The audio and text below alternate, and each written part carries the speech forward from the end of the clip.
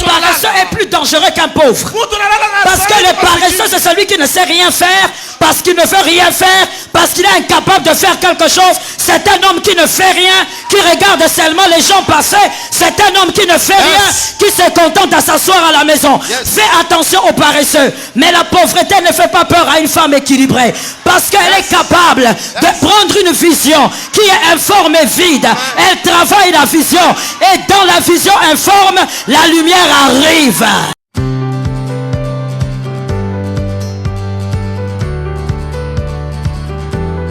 Et vous devez travailler par rapport à cette vision. L'homme ainsi que la femme et les enfants. Et ça crée la stabilité. Ça crée la solidité. Ça crée les résultats positifs. Il peut avoir des résultats positifs que lorsqu'on va dans la même direction. Voici le chemin de la vision d'une famille. Voici le chemin de la vision d'une famille. Je bénis ceux qui écrivent. Si tu n'écris pas, tu fais quoi? L'église est une école. La vision d'une famille, nous la prenons selon Genèse 2, 15 à 17. Genèse 2, 15 à 17. Dieu parle à l'homme. Dieu dit à l'homme masculin, l'homme. Dieu dit à l'homme, tu gardes, tu cultives. Fais attention, ne mange pas à l'arbre. Ne mange pas aux fruits. Ce jour où tu mangeras, tu meurs. Voici le chemin de la vision d'une famille. Dieu donne la vision à l'homme. Dieu doit donner la vision à l'homme. Pourquoi? Parce que c'est lui le chef de la famille. Et selon Genèse 3, 2 à 3. Genèse 3, 2 à 3. La femme dit au serpent, il nous est interdit de manger. Parce que Dieu a dit le jour où on mange, on meurt. Mais dans le verset précédent, c'est-à-dire dans Genèse 2, 15 à 17, Dieu n'a pas dit à l'homme, le jour où vous mangerez. Dieu dit à l'homme, le jour où toi tu mangeras. Dieu ne dit pas, le jour où vous mangerez, mais le jour où toi. C'est-à-dire, l'instruction a été donnée à l'homme. La vision de ce qui devait se faire dans les jardins a été donnée à l'homme. Lorsque la femme part dans Genèse 2 au serpent, la femme a l'information que l'homme lui a communiquée. La femme n'a jamais reçu cette instruction venant de Dieu. Elle a reçu l'instruction venant de l'homme. C'est-à-dire le chemin de la vision d'une famille. Dieu donne la vision à l'homme. L'homme l'explique à sa femme. Et la femme travaille pour les outils de la vision. Sans un homme qui a la vision, une femme ne peut pas chercher les outils. Et sans une femme qui a les outils, l'homme aura la vision sans être capable d'accomplir la vision. Il faut donc un homme qui reçoit, qui le communique à sa femme, et la femme qui travaille la vision. Alors j'ouvre une parenthèse pour dire ceci pour un homme intelligent. Nous comprenons donc que le chaos est arrivé dans le monde pas parce que la femme avait mangé. Le chaos est arrivé parce que l'homme avait mangé. La vision est détruite lorsque le porteur de vision perd la vision. La vision n'est pas détruite lorsque celle qui a des outils abandonne la vision. Mais la vision est perdue lorsque l'homme perd la vision.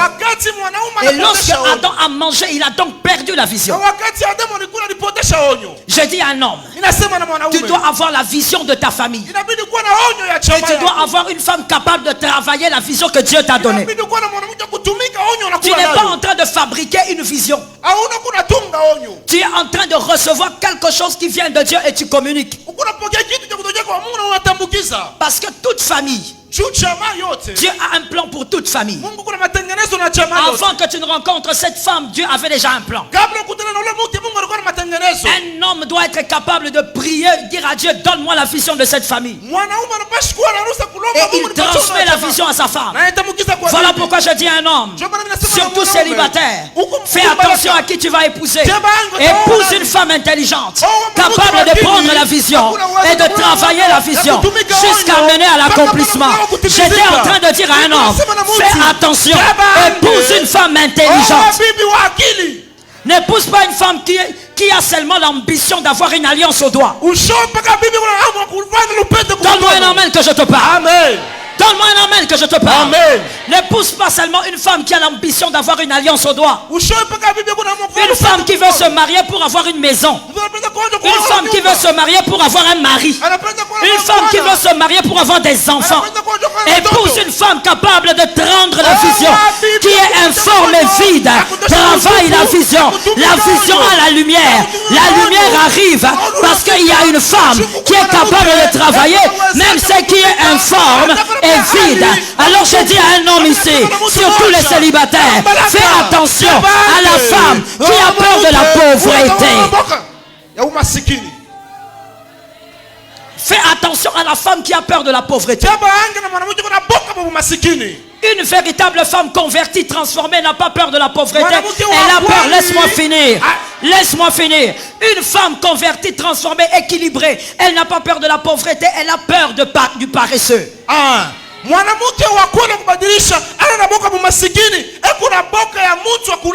pas peur du pauvre. Elle a peur du paresseux. Le paresseux est plus dangereux qu'un pauvre. Parce que le paresseux, c'est celui qui ne sait rien faire, parce qu'il ne veut rien faire, parce qu'il est incapable de faire quelque chose. C'est un homme qui ne fait rien, qui regarde seulement les gens passer. C'est un homme qui ne fait rien, qui se contente à s'asseoir à la maison. Fais attention aux paresseux. Mais la pauvreté ne fait pas peur à une femme équilibrée, parce qu'elle est capable de prendre une vision qui est informe et vide.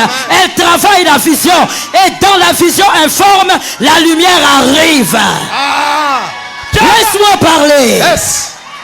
Lorsque la terre était informe et vide, Dieu dit que la lumière soit. Que quelqu'un me dise que la lumière soit. Que la lumière soit. Par ces ténèbres, le jardin d'Éden est sorti. Qu'est-ce que j'ai envie de te dire? Quand c'est informe et vide, quand il y a les ténèbres, c'est en réalité la matrice du jardin d'Éden. La femme n'a pas peur de la pauvreté. Parce qu'elle sait de quoi elle est capable.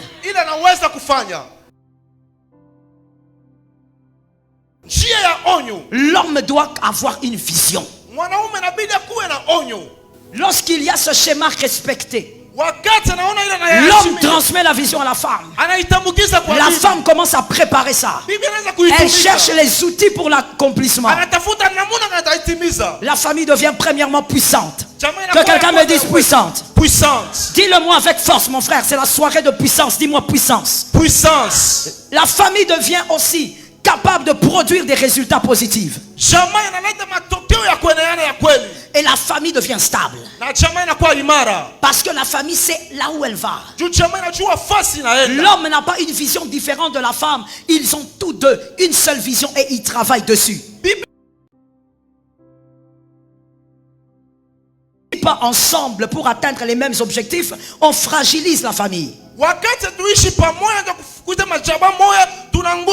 Et il n'y a pas que la destruction visible. Généralement, les gens s'attardent à voir la destruction visible dans une famille. Ils disent la famille est détruite lorsqu'ils voient le divorce, lorsqu'ils voient les enfants échouer. Mais la famille peut être détruite de manière invisible.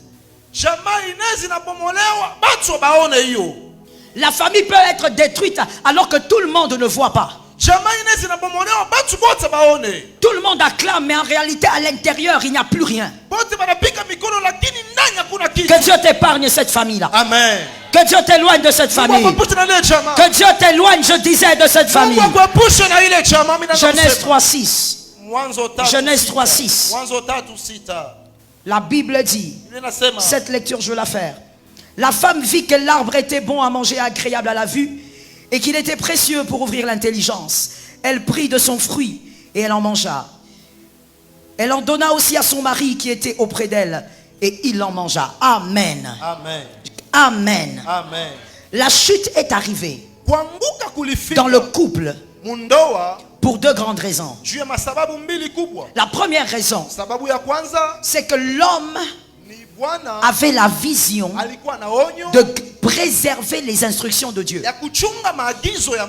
Pour l'homme, ce qui était bon, c'était ce que Dieu avait ordonné. Les ordonnances de Dieu étaient bonnes pour lui, ça c'était la vision d'Adam.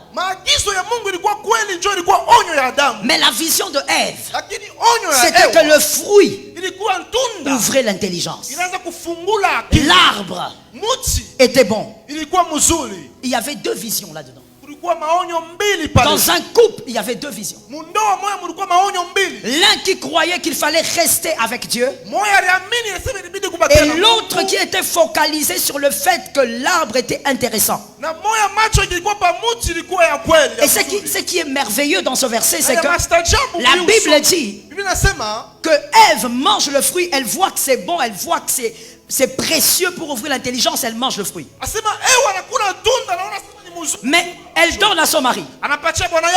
Mais la Bible ne dit pas que la vision d'Adam avait changé. Si la vision d'Adam avait changé, la Bible aurait dit que Adam aussi trouva que l'arbre était bon. Là,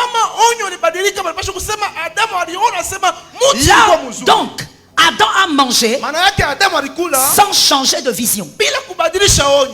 Quelqu'un dit sans changer de vision. Sans changer de vision. Lui, il a gardé la même vision.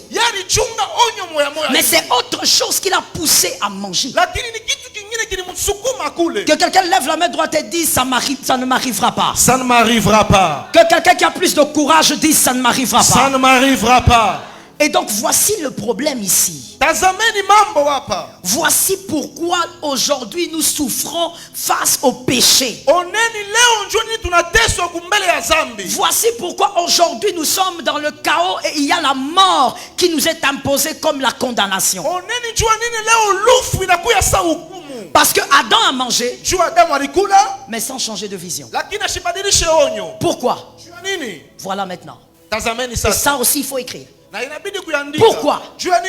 Adam a mangé premièrement parce que il y avait une femme qui voulait plus d'intelligence et plus de pouvoir. La Bible dit Ève avait vu que l'arbre était intéressant et le fruit ouvrait l'intelligence. La femme avait besoin de plus de pouvoir et plus d'intelligence. Et Adam a mangé parce qu'il a quand même accepté la vision de la femme. Je veux dire un homme ici, célibataire ou marié. Attention à cette femme qui demande un pouvoir qui ne lui revient pas. Attention à cette femme que toi tu veux épouser, mais qui a toujours tendance à revendiquer un pouvoir qu'elle n'a pas. Toi qui es marié, puisqu'on parle des familles, monsieur, attention à ta femme. Tu ne vois pas qu'elle devient dangereuse. Il faut que tu te mettes à prier pour elle. Tu as une femme qui revendique un pouvoir qu'elle ne doit pas avoir. Quand la femme commence à revendiquer un pouvoir qu'elle ne doit pas avoir, il y a deux options. Si toi, monsieur, tu cèdes, je parle aux hommes. Que les hommes me donnent un amen. Amen. Que les hommes me donnent un autre amen. Amen. Si monsieur, toi, tu cèdes, tu donnes ce pouvoir qu'elle ne doit pas avoir. Le pouvoir de ta place en tant que chef.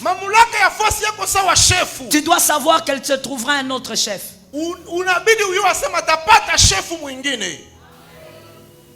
Est-ce que quelqu'un m'a entendu? Amen. Est-ce qu'il y a un homme qui m'a entendu? Amen. Parce qu'en réalité, la femme telle qu'elle a été créée, elle doit absolument avoir un chef. Et donc si toi tu ne peux pas être ce chef-là, tu seras surpris. Tu ne vas plus exister dans sa vie alors que tu es dans la même maison. Une femme transformée, équilibrée et convertie C'est cette femme-là qui aime le miel dans le lion. C'est cette femme-là qui se réjouit de voir le miel à l'intérieur du lion.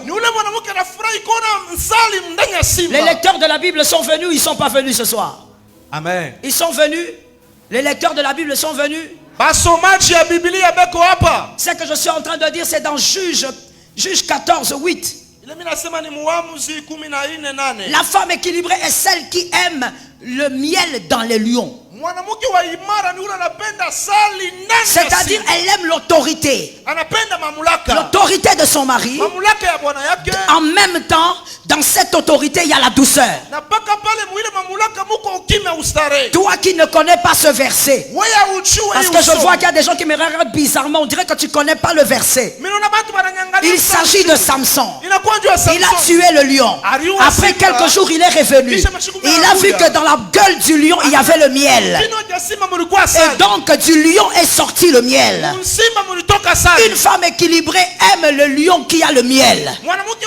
C'est-à-dire un homme qui reste chef. Un homme qui garde son autorité. Mais en même temps dans cette autorité il y a la douceur. Une femme équilibrée n'aime pas les hommes molles. La femme veut prendre ton pouvoir, tu es là, tu regardes. Même à la présidence, on n'accepte pas de prendre le pouvoir comme ça. Toi, on veut t'arracher ton autorité de chef. Comme Adam. Et tu es là à cause de la beauté de ta femme. Ou encore tu dis bon, je ne veux pas de problème. Mon frère, il y a des bons problèmes qu'il faut régler. Que celui qui a entendu me donne un amen. Amen. Si tu n'as pas entendu, ne donne pas un amen. Que amen. Celui qui a entendu me donne un amen. Amen. Il y a des bons problèmes qu'il faut régler.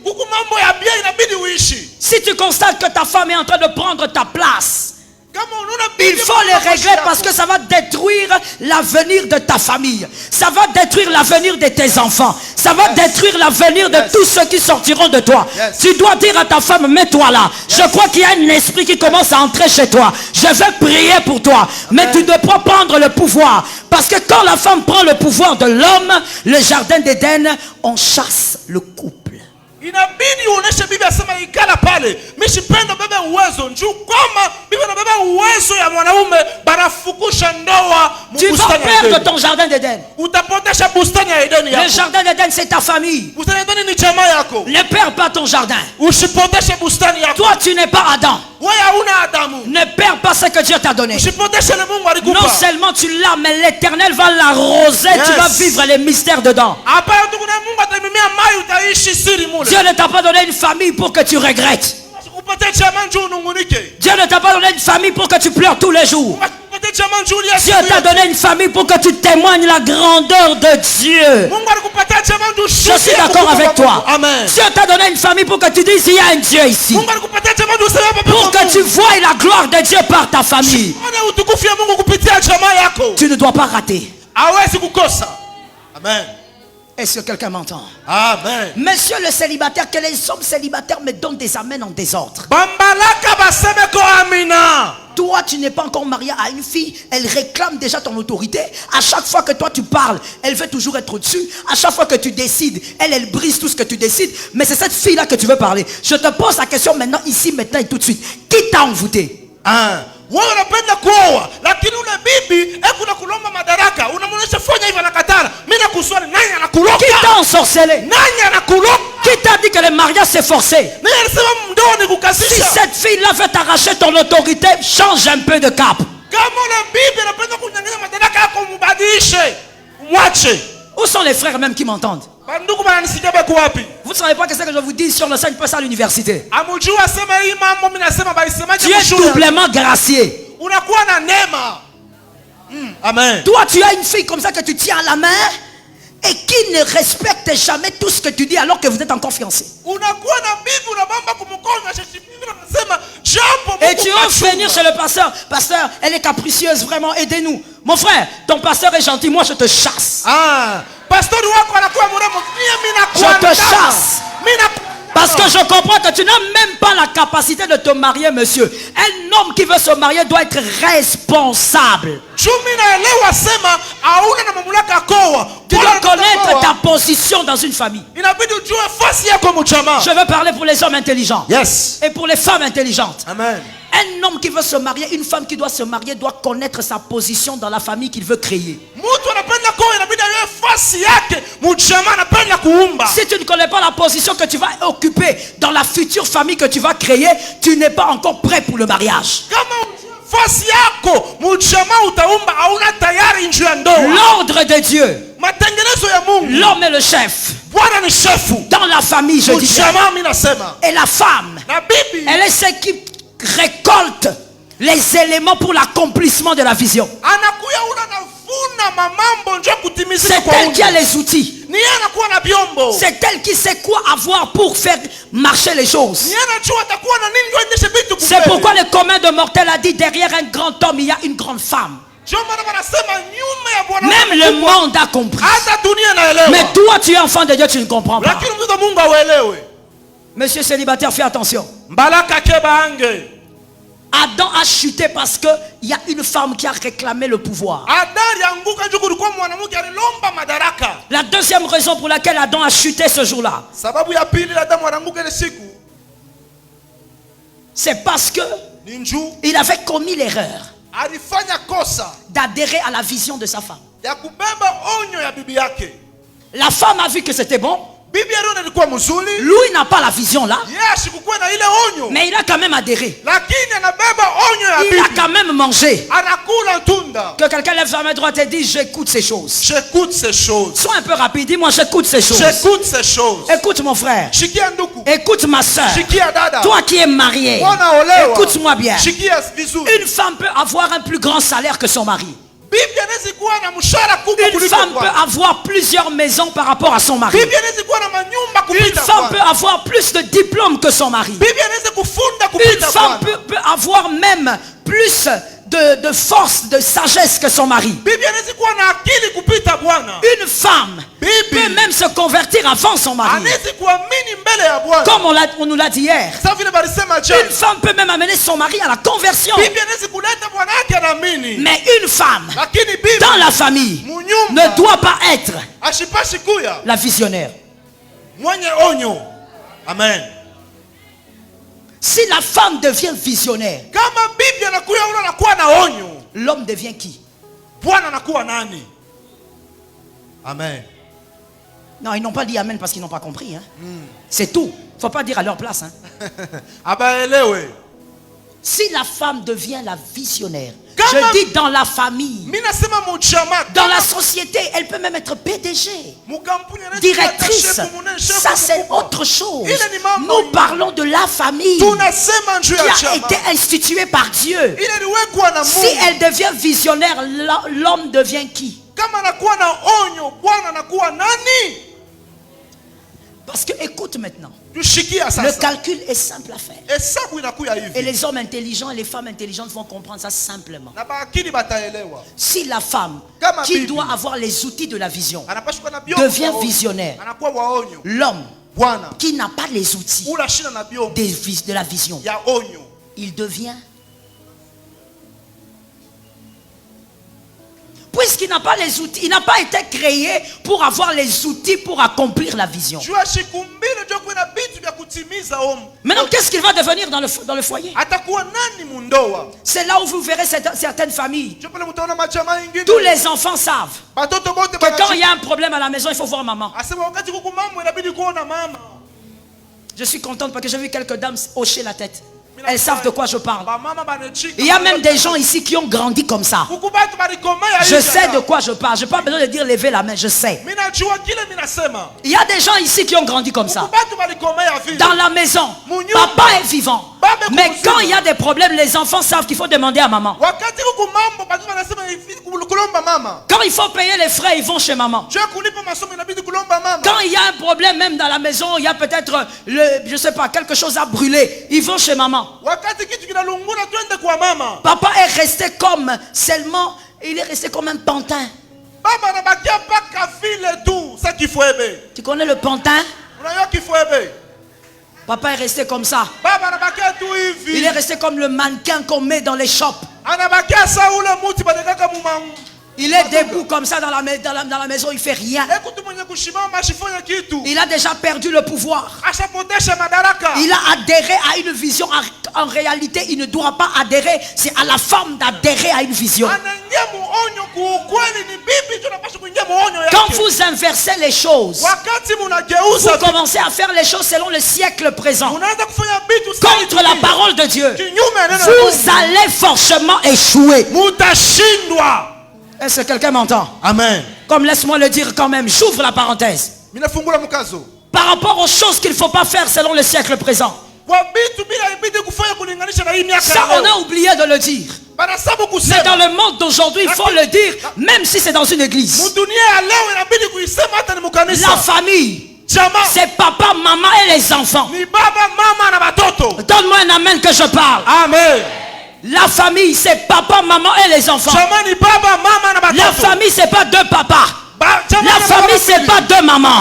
La famille, c'est papa, maman et les enfants. L'homosexualité est diabolique. L'homosexualité est satanique. Donne-moi un amen, je te trouve suspect. Je te trouve très suspect. Je dis l'homosexualité est diabolique. Si tu ne donnes pas ta vie à Jésus, tu iras en enfer. Si tu ne donnes pas ta vie à Jésus, tu es condamné. Tu viens là avec ton fils et puis tu oses même me dire, moi ton pasteur, tu oses me dire, pasteur, je crois qu'il a des tendances féminines.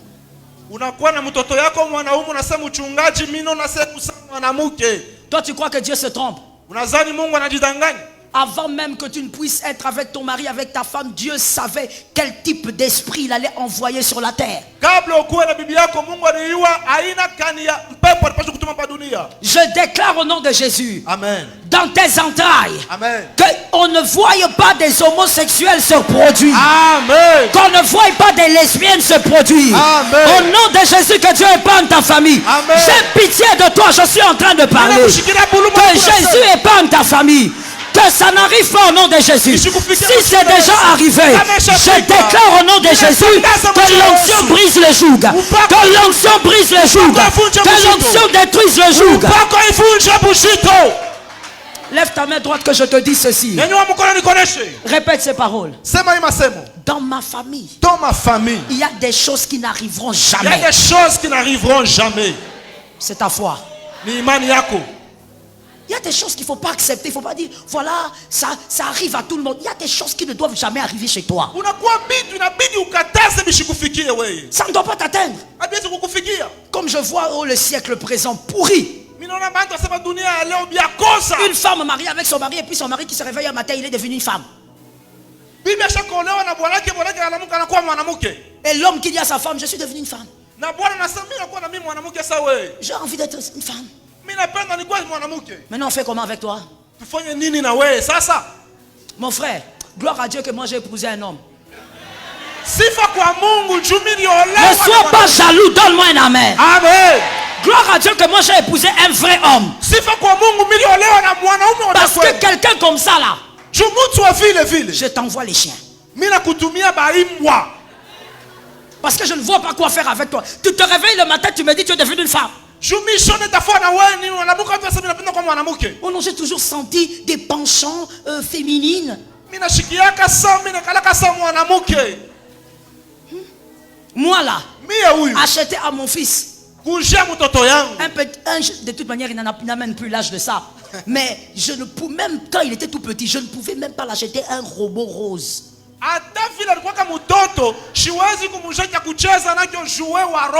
Pourquoi? À notre époque, rose c'est pour les filles. Aujourd'hui, le siècle présent dit non, c'est le moment de rainbow, le moment de l'arc-en-ciel. Il faut laisser la sexualité de l'enfant s'exprimer. Il n'y a pas de sexualité qui va s'exprimer. La fille reste la fille. Amen. Le garçon reste le garçon. Ça restera comme ça. J'étais en train de dire ça pour la maison de quelqu'un.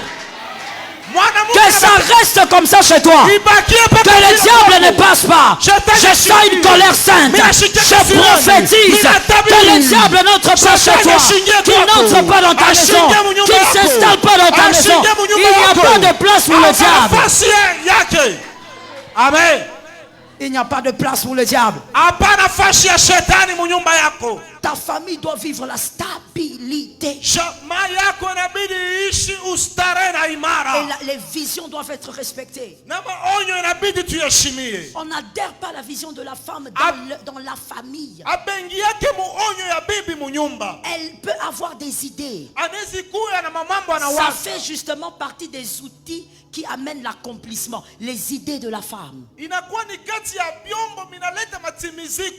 Elle peut avoir des idées, mais lorsque l'homme perd la vision et tu commences à adhérer dans la famille à la vision de ta femme, tu as perdu ta position. J'ai trop parlé aux hommes célibataires. Maintenant, les filles célibataires, donnez-moi un amen. Amen. Donnez-moi un amen grave. Amen. J'ai dit aux filles célibataires, un garçon qui n'a pas de vision, il n'est pas mariable, il n'est pas suivable. Amen. Il n'est pas suivable. Amen. Ni aujourd'hui ni demain. On ne les suit pas. J'ai dit à une fille célibataire, on ne les suit pas, ni aujourd'hui ni demain. Amen. Ni après-demain. Même en 2040, il n'est pas suivable. Bwana ule na onyo hawezi kumuichika hata leo, hata kesho, hata masiku ya mbele, achina mtu wa kuichika. Toi, arrête de te contenter de dire, il me donne de l'argent. De l'argent. Sans vision. Où est-ce qu'il t'amène? Tout ce qu'il fait, quand il te voit, c'est-à-dire tu es jolie, tu as des beaux mollets, tu as des jolis cheveux. Ma soeur, tu ne sais pas que tu es jolie. Pourquoi tu perds le temps avec des choses comme ça? Tu es là, pourquoi te dire tu es jolie? Merci. C'est quoi? Tu ne sais pas que tu es jolie. Avant même que mon mari me le dise, je sais. Même s'il ne me le dit pas, je sais. Tu dois savoir qui tu es. Tu dois savoir que tu es jolie. Tu ne dois pas perdre le temps avec ça. Qu'il te dise là où il va t'amener.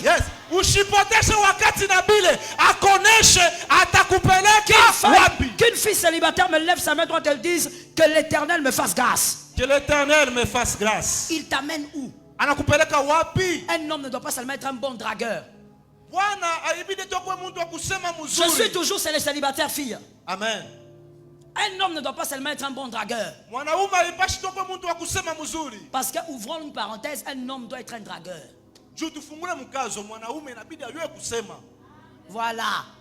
Toi, tu as bien parlé. Maintenant, ils ont compris. Parce que quand j'ai parlé là, ils ne comprenaient pas. Ils disent, maman dit quoi ici?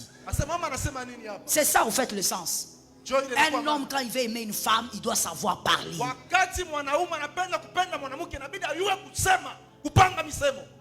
Toi, tout ce que tu sais dire, Dieu m'a dit, c'est toi. Frère, il faut partir, il faut partir. Faut partir. C'est quoi? C'est quoi avec ces histoires-là? Hein? Même Adam, quand il a vu d'abord Ève, la bouche s'est déliée. La langue s'est déliée. Il a dit, voici cette fois celle, l'os de mes os, chair de ma chair, on l'appellera femme. La femme n'a plus rien à dire.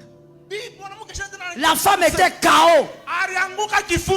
Toi, tout ce que tu sais faire, c'est tenir ta grosse Bible là et venir avec et pour dire, ma soeur, j'ai fait un rêve cette nuit. Et quand je rêvais, je t'ai vu en train de prier. Et moi je t'ai dit, entrons dans la maison de notre Père.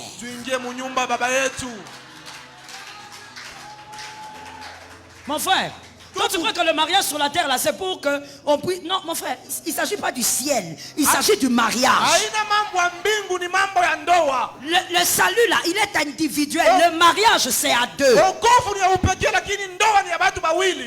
Tu ne sais pas draguer. Bon, maintenant, dans le mariage, il y a des vents violents. Comment tu vas me consoler? C'est pourquoi vous voyez qu'il y a des hommes, les hommes mariés maintenant, hein? Il y a des hommes mariés qui n'arrivent pas à consoler leur propre femme. C'est comme si tu es un général avec le caporal. Ta femme pleure, tu es là. C'est quoi? Elle pleure. Oh, tu pleures. Tu ne vois pas qu'elle pleure. Tu veux qu'on écrive un communiqué. Tantôt tu n'as pas vu qu'elle est en train de pleurer. Oh, tu fais ça. Tu sors avec des tu as les ok. Tu ne sais pas consoler ta femme. Mon frère, le mariage n'est pas évident. Il y a des vents violents.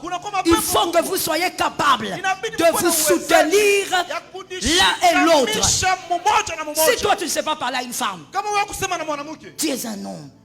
Tu sais parler à quoi? Tu sais parler au foufou. Tu sais parler à quoi? C'est la personne avec qui tu vas faire peut-être 50 ans sur terre, peut-être plus. Tu n'arrives pas à parler. Ma soeur, lorsqu'un gars vient te draguer pour le mariage, il faut qu'il soit capable de te dire c'est quoi sa vision. On ne se permet pas d'avancer avec quelqu'un qui ne va nulle part. Que Jésus t'épargne de ces gens d'hommes. Que Jésus t'épargne de ces hommes sans position. Regarde ce qui est écrit dans Matthieu 2,13. Matthieu 2,13. Nous voyons que, et nous connaissons l'histoire, que Marie a été visitée par l'ange Gabriel et elle est tombée enceinte par le Saint-Esprit. Et vous connaissez aussi que ça a commencé auprès de Marie. Ça veut dire l'ange est venu d'abord parler à Marie. Et ensuite il est allé vers Joseph. Mais remarquez, selon le verset que je vous ai donné, que lorsque maintenant il fallait conserver la vision pour que Jésus grandisse et fasse la volonté de Dieu, l'ange est venu voir Joseph et non Marie. L'ange n'est plus rentré chez Marie. Il a commencé à dire à Joseph, fais ça, lève-toi, va en Égypte, on cherche à tuer l'enfant. C'est Joseph qui se réveille, qui dit à Marie, tiens-toi debout, j'ai vu quelque chose. Monsieur, c'est toi qui dois voir. La vision, tu dois la voir. La vision, tu dois la maîtriser et la transmettre à ta femme. La femme doit veiller sur la maturation de la vision. Évite d'être avec quelqu'un. En tout cas pour les célibataires. Voilà pourquoi les cultes des familles, j'ai l'habitude de dire que ceux qui bénéficient le plus, ce sont les célibataires. Parce que les mariés qui m'écoutent, même s'ils se retrouvent dans ce que je dis, ils sont condamnés à rester mariés, ils vont prier. Pendant que je parle, il y a des hommes qui disent, oh Seigneur, tout ça c'est ma femme. Mais tu vas prier mon frère, tu vas intercéder, tu vas te transformer en intercesseur. Tu vas prier. Il n'y a pas de divorce possible. Pendant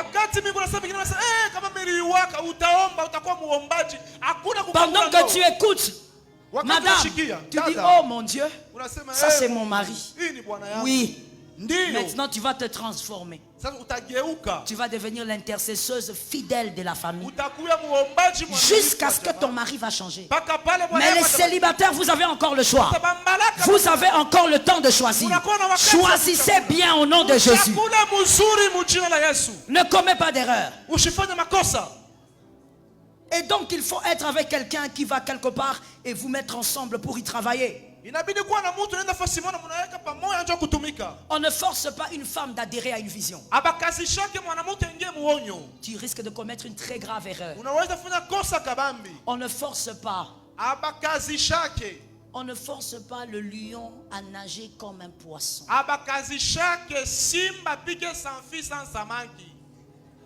Je veux répéter ça parce qu'il faut quand même qu'un homme, une femme intelligente commence à ruminer ce que j'ai dit.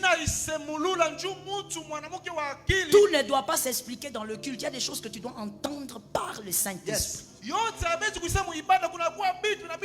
Lorsque tu rencontres une femme pour le mariage, tu aimes son corps, tu aimes son caractère, mais elle n'arrive pas à adhérer à la vision, ne force pas. Ne force pas. Parce que même quand tu dis non, je n'arrive pas à laisser cette fille, quand je dors, je la rêve, mon frère, dans le mariage, tu vas faire des cauchemars en son nom. Amen. Tu vas faire des cauchemars. Tu vas te réveiller, comment tu vas regarder ta femme? Tu la réveilles. Je t'ai rêvé. Je ne sais pas pourquoi les mariés aiment faire ça. Mais si tu m'as rêvé, tu m'as rêvé. Tu es mon mari, tu es ma femme. Bon, tu m'as rêvé. Mon frère, il faut arrêter de dire, voilà, je n'arriverai pas à quitter cette fille. Tu n'es pas encore marié, monsieur, fais le bon choix. Une femme doit adhérer à ta vision librement. On ne demande pas à un lion de voler comme un aigle. Il peut avoir une femme qui n'arrive pas à adhérer dans ta vision parce qu'elle ne correspond pas à cette vision. Toi tu es fiancé, tu dis non, elle est têtue. Elle est têtue. Peut-être qu'elle n'est pas têtue, elle ne te correspond pas. Ce n'est pas pour toi. C'est une pointure qui va te faire mal aux pieds.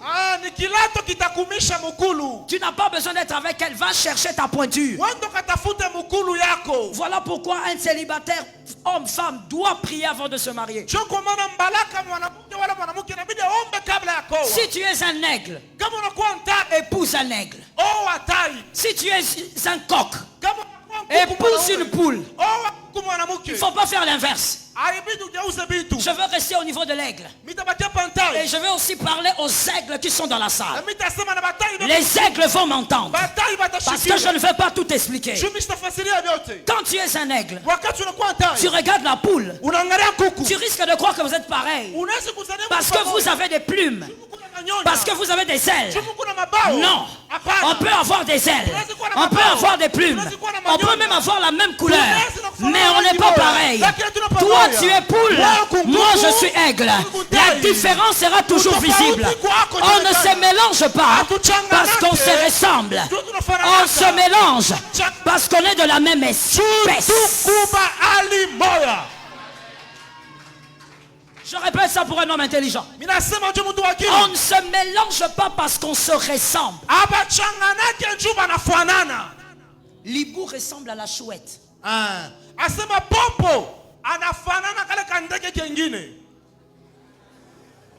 L'hibou ressemble à la chouette. Si vous les regardez, ils sont pratiquement pareils. Mais attention, ils ne peuvent pas s'accoupler. Ils ne sont pas de la même espèce. Il faut être de la même espèce. Je dis à un homme, à une femme, célibataire, si tu es un aigle, cherche un aigle. Vous allez monter dans les hauteurs. Vous n'aurez pas de problème. Lorsque quelqu'un n'y arrivera pas, l'autre va le remonter. Si tu es un coq, cherche une poule. Restez dans la basse-cour. Non, pasteur, ça ce sont les filles. Pasteur, j'ai trop de combats. Le garçon là est parti. Mais peut-être qu'il est parti parce qu'il n'est pas de la même espèce que toi.